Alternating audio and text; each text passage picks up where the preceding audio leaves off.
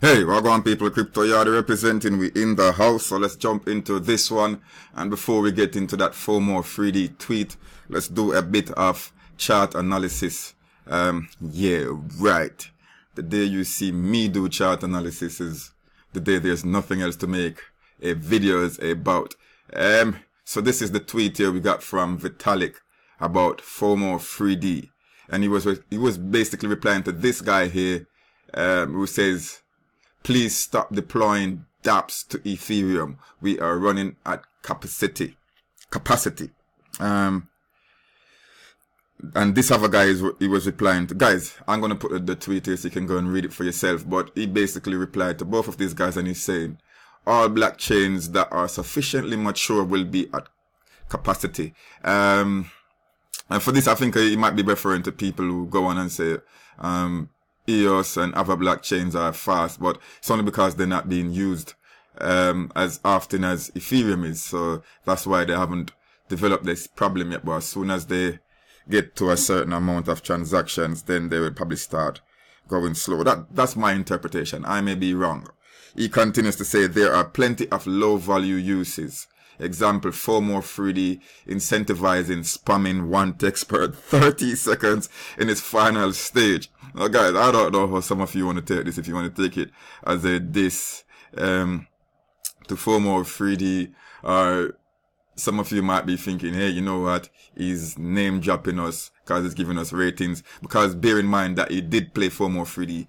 I don't know if he played it because he liked the concept or because he wanted to see what it was all about and just wanted to try it for himself. But he did play FOMO3D, and the fact that he's talking about us, it just means that, hey, I guess in my estimation again, is like, hey, the first dApp that could come off of his head or could come from the top of his head was FOMO3D. So, hey, for me, that's a good thing. I mean, another reason why it's also a good thing is, even if it's a diss, it would be like, to me, it would be like Kanye West calling out, and when I say call out, I mean like just saying something bad about a lesser artist than himself, someone who's unknown, and then people who follow Kanye West, they're definitely going to go and check out this artist. He might even gain followers and YouTube, Twitter and Instagram, just because Kanye West mentioned his name. So, in this space, obviously, I am not as geek as these people,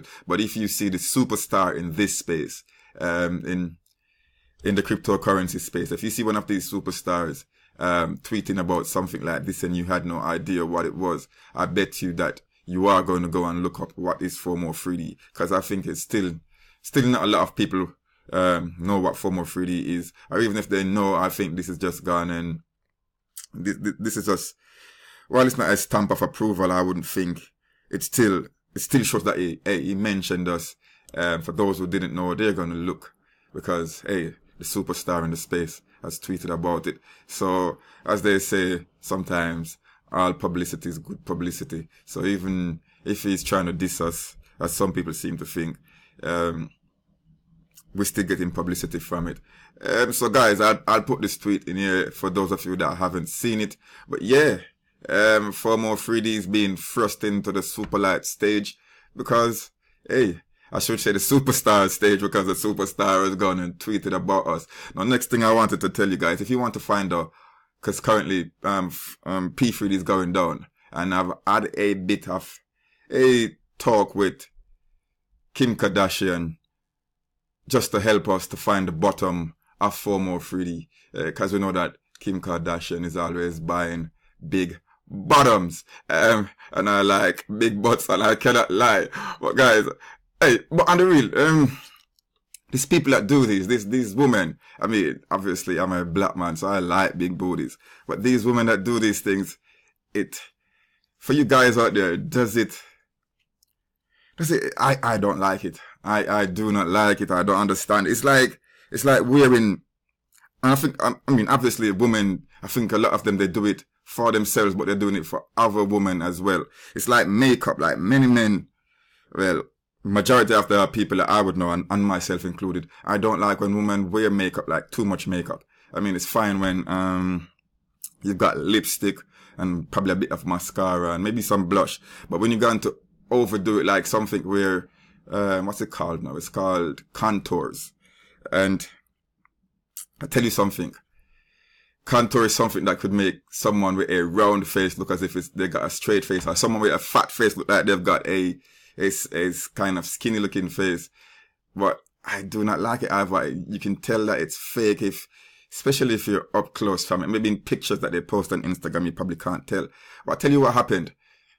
My daughter, I've got a 21-year-old daughter. I don't remember if it was when it was her 19th or her 20th birthday. She did this contour and she looked the ugliest she has ever looked in her life. And obviously these are my kids, so even if other people consider them to be ugly, they are beautiful to me. And I just wanted to tell her, like, oh, you don't look good.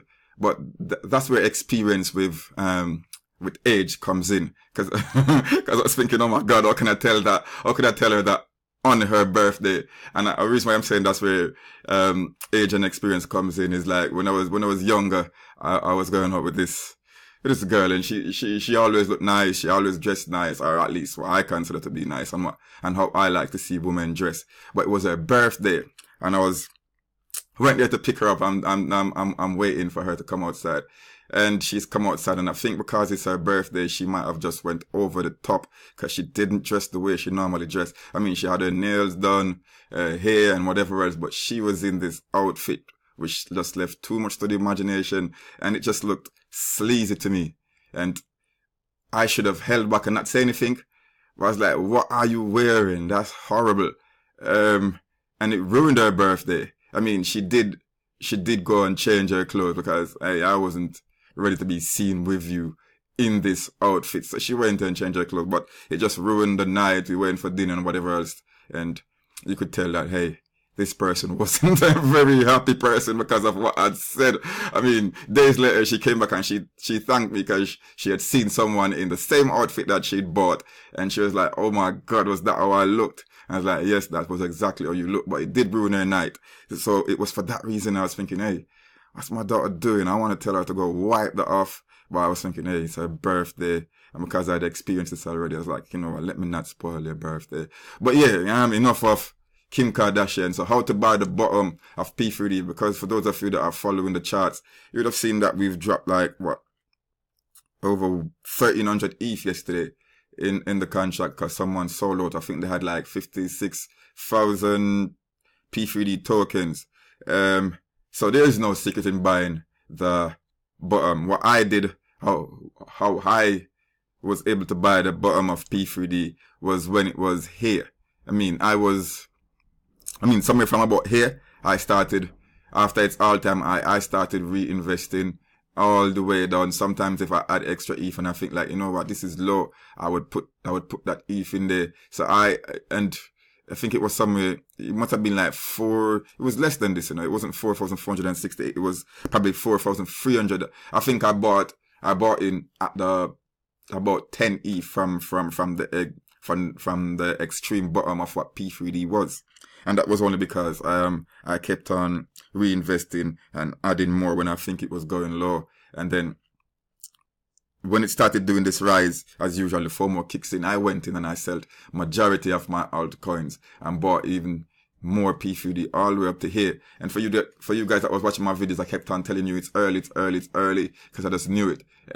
So that was how I was able to time the bottom of P3D, and that's the only way that you can do it. I think you're just gonna have to keep on reinvesting.